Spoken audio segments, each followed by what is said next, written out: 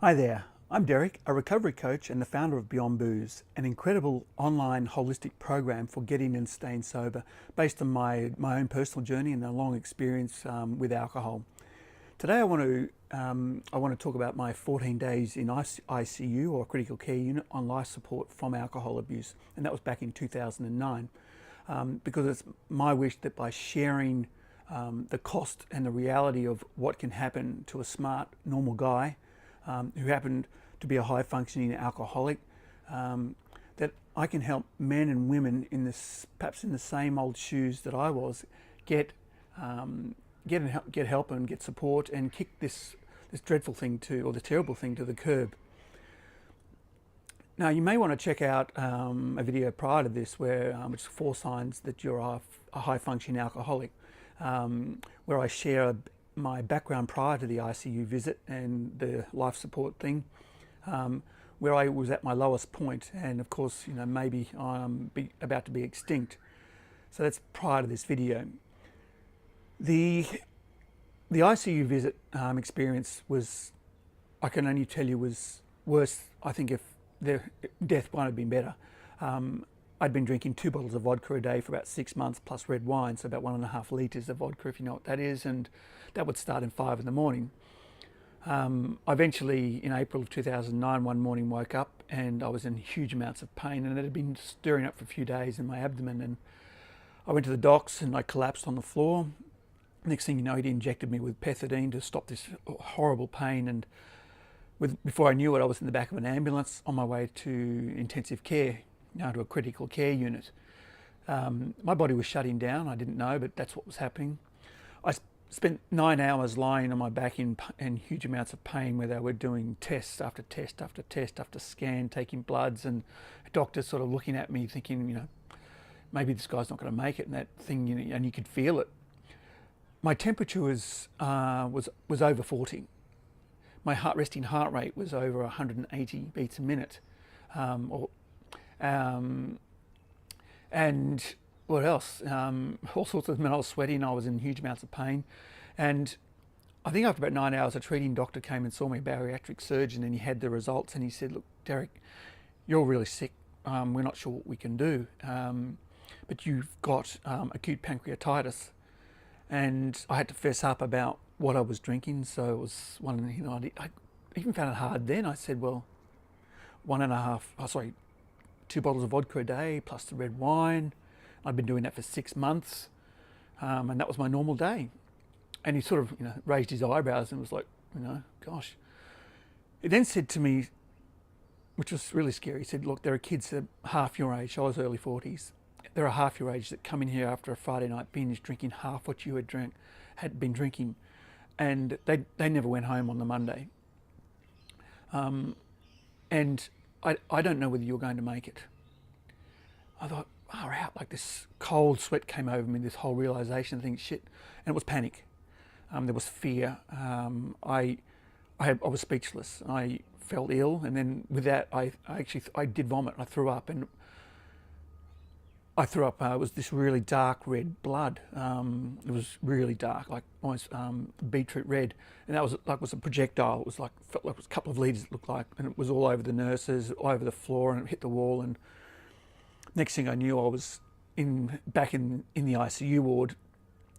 All dignity left at the front door, and I was on this license. They plugged me into all these machines, so I had drips coming out of both arms. I had these ones coming out of my chest.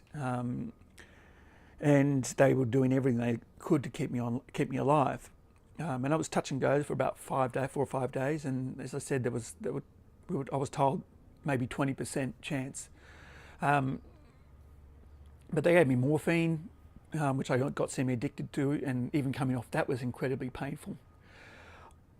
I do remember that I was drifting in and out of consciousness, and all the while there was this forced detox, no alcohol, so they were dealing with that as well as all the other things that were going wrong with me.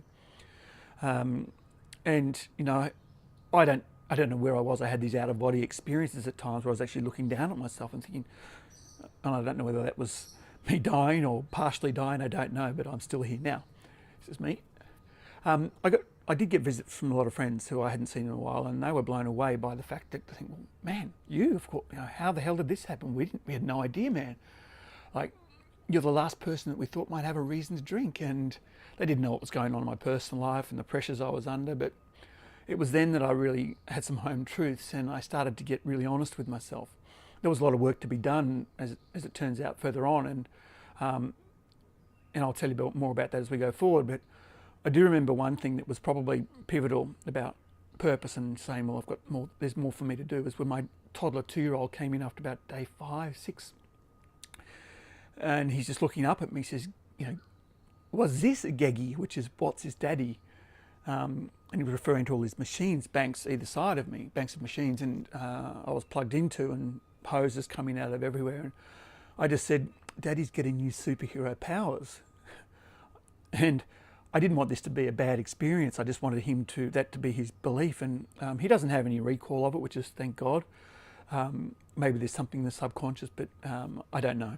Time will tell. I will say that those 14 days were the worst and possibly the most painful I've ever experienced. And not even broken bones come close. I mean, and I believe, well, I know I dodged a bullet. There was something bigger for me to do. It wasn't my time.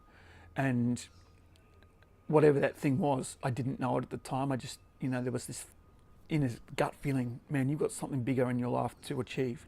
And it wasn't in the world of the media world, which is and running your own business. It was something much bigger. And it took a few years, several years, in fact, quite a few years for me to discover what that was. This is this is the discharge sheet. Where's the date? 2009, and all the treatments that were done and the hospital, and there's your cost down there, which is around almost $25,000. It's a lot of money. And just prior to this, the 6 months prior to this, the hot 6 months, I'd spent over $15,000 on alcohol, so a lot of money.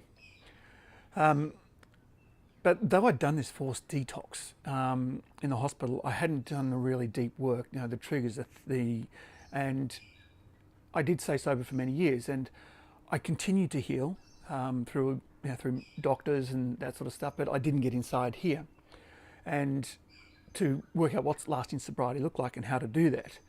So eventually I ended up relapsing through another life-changing event which I'll talk about later, and it wasn't to do with alcohol. But when I relapsed, it wasn't in the same capacity, but was still serious enough to create a huge shift. Now, of course, today I've done the real work. I've done the real transformational work, and I'm super healthy, in fact, more healthy than I've been in probably 25, nearly 30 years. I've spent hundreds of hours on myself and development work and thousands of dollars in recovery and in sustained recovery. And that's with coaches, with psychologists, my doctor, counsellors, and wellness programs. And today it's my mission to help others, maybe like yourself, that are in those shoes or were in those shoes and just still a bit stuck, to overcome addiction and sustain that place in a happy way, and use and stay sober, and also using the same transformational coaching and holistic wellness practices that I used and that do work. So I've created this incredible 8-week online holistic program to get and stay sober using these exact same tools and strategies. And of course, there's lots more in there. There are practical workbooks and all sorts of things. So and a lot of time's gone into this, in developing this. So if you'd like, and I'd love you to learn more about where I've gone and the sorts of practices I've gone through that help this come about, by you going to my it's a free webinar, free training, which is called the 5 Steps to Killing the Cravings, and how to quit. Sorry, I'll start again. So it's the 5 steps to killing the cravings and how to quit booze and reclaim your life. I should know this. So please register for this awesome training, and you can do that by going to beyondboozeprogram.com/webinar. And I'll say that again. It's beyondboozeprogram.com sobrietyprogram.com/webinar. It is a free training, and I'll see you there. So there is a link just here. If you just click on that button, that will take you to an automatic login and save you typing all this in. But you can also copy and paste this URL into your browser and do the same thing.